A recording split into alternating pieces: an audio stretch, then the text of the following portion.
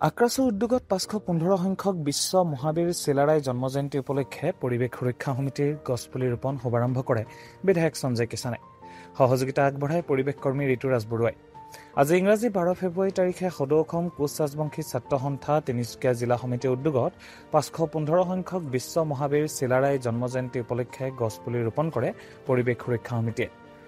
গছপুলি ৰোপণ কাৰ্যসূচী শুভাৰম্ভ কৰে তিনিচুকীয়া বিধানসভা সমষ্টিৰ বিধায়ক তথা খাদ্য আৰু অসামৰিক যোগান নিগমৰ অধ্যক্ষ সঞ্জয় কিষাণে। সহযোগিতা আগবঢ়ায় পৰিৱেশ কৰ্মী তথা পৰিৱেশ সুৰক্ষা সমিতিৰ কেন্দ্ৰীয় সভাপতি ঋতুৰাজ বৰুৱাই। কাৰ্যসূচী অনুসৰি প্ৰথমে পতাকা উত্তোলন কৰে সদৌ অসম কোচ ৰাজবংশী সন্মিলনীৰ সভাপতি নীৰৱ বৰা আৰু সদৌ অসম কোচ ৰাজবংশী ছাত্ৰ সন্থা তিনিচুকীয়া জিলাৰ সভাপতি উৎপল দত্তই। স্মৃতি তৰ্পণ কৰে সদৌ অসম কোচ ৰাজবংশী সন্মিলনীৰ সম্পাদক দীপু বৰা আৰু সদৌ অসম কোচ ৰাজবংশী ছাত্ৰ সন্থাৰ সম্পাদক ৰাতুল গায়নে। মহাবীৰ চিলাৰায়ৰ প্ৰতিচ্ছবিত বন্তি প্ৰজ্বলন কৰে সভানেত্ৰী ডিম্পী দত্তই। আজিৰ কাৰ্যসূচীত উপস্থিত থাকে পৰিৱেশ সুৰক্ষা সমিতিৰ কেন্দ্ৰীয় কাৰ্যকৰী সভাপতি দিগন্ত ভট্ট, কেন্দ্ৰীয় সহকাৰী সম্পাদক অপূৰ্ব দাস, জিলা সভাপতি জীৱন দত্ত, জিলা কাৰ্যকৰী সভাপতি ৱাজিদ খান, জিলা উপসভাপতি ক্ৰমে বিচিত্ৰ বৰঠাকুৰ আৰু কিশোৰ শ্বাহ, জিলা সম্পাদক ফটিক মৰাণ, জিলা সহকাৰী সম্পাদক শান্তনু বৰুৱা, জিলা প্ৰতিপালন সম্পাদক চন্দ্ৰশেখৰ চাহানী। আপোনালোকৰ চেনেলৰ জৰিয়তে সমূহ অসমবাসীলৈ আজি চিলাৰায় দিৱসৰ অন্তৰ্ভৰা শুভেচ্ছা জ্ঞাপন কৰিছোঁ আৰু সেই মহান ব্যক্তিজনলৈ আন্তৰিকতাৰে আজি শ্ৰদ্ধাঞ্জলি নিবেদন আগবঢ়াইছোঁ। আজি সমগ্ৰ অসমতে আজি চিলাৰায় দিৱস আয়োজন কৰা হৈছে।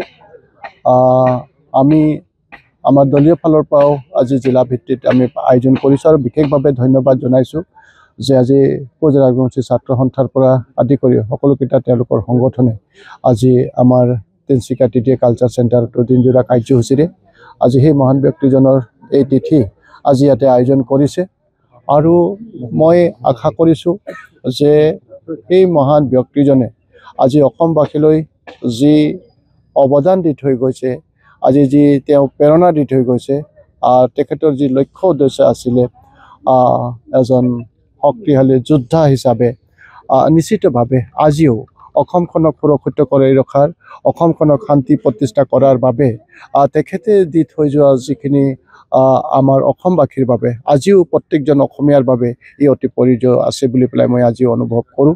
তো গতিকে তেখেতৰ যি বাণী, তেখেতৰ যিখিনি দেশবাসীৰ আৰু দেশ মাতৃৰ বাবে যিখিনি ত্যাগ, গতিকে সেই ত্যাগেৰে অনুপ্ৰাণিত হৈ পেলাই আমি তেখেতে দি যোৱা সেই বাণীবিলাকৰ জৰিয়তে যাতে আমি অসমখনক সেইদৰে নিষ্ঠা আৰু সততাৰে অসমৰ বাবে আমি সেৱা আগবঢ়াব পাৰোঁ আৰু এখন শক্তিশালী অসম ভাৰতবৰ্ষৰ বুকুত প্ৰতিষ্ঠা কৰিবৰ বাবে যাতে আমি সকলো জাতি জনগোষ্ঠী সকলো ধৰ্মৰ লোকে একাকাৰ হৈ পেলাই আগবাঢ়িব পাৰোঁ, নিজৰ নিজৰ দায়িত্ববিলাক নিষ্ঠা আৰু সততাৰে পালন কৰিব পাৰোঁ।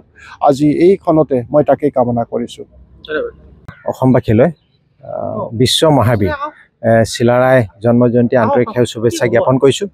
হয়, আজি সদৌ অসম কোচ ৰাজবংশী ছাত্ৰ সন্থা অৰ্থাৎ আক্ৰাছুৱে তেখেতৰ ৫১৫তম জন্মজয়ন্তী আমাৰ তিনিচুকীয়াত পালন কৰিছে, উদযাপন কৰাৰ ব্যৱস্থা কৰিছে আৰু এটা অতি গুৰুত্বপূৰ্ণ বিষয় হ'লে তেখেতলোকে পৰিৱেশ প্ৰদূষণৰ বিষয়টো গুৰুত্ব সহকাৰে লৈ তেখেতলোকে গছপুলি ৰোপণৰ দৰে এটা অতি গুৰুত্বপূৰ্ণ কাৰ্যসূচী তেখেতলোকে ৰাখিছে আৰু আমাৰ তিনিচুকীয়া বিধানসভা সমষ্টিৰ জনপ্ৰিয় বিধায়ক সঞ্জয় কিষাণ মহোদয়ে আজি আমাৰ যি দায়িত্ব তেওঁলোকে অৰ্পণ কৰিলে সেই গছপুলিটো শুভাৰম্ভ কৰিলে আৰু ভৱিষ্যতৰ দিনবিলাক সদৌ অসম কোচ ৰাজবংশীৰ দৰে এটা অতি শক্তিশালী সংগঠনৰ লগত আমি পৰৱৰ্তী সময়ত পৰিৱেশ সুৰক্ষা সমিতি প্ৰদূষণৰ বিষয়টো গুৰুত্ব সহকাৰে লৈ আমি গছপুলি ৰোপণৰ বিশেষ ব্যৱস্থা তিনিচুকীয়াবাসী ৰাইজৰ কাৰণে তিনিচুকীয়া আমি জিলাত কৰাৰ বিশেষ ব্যৱস্থা কৰিম।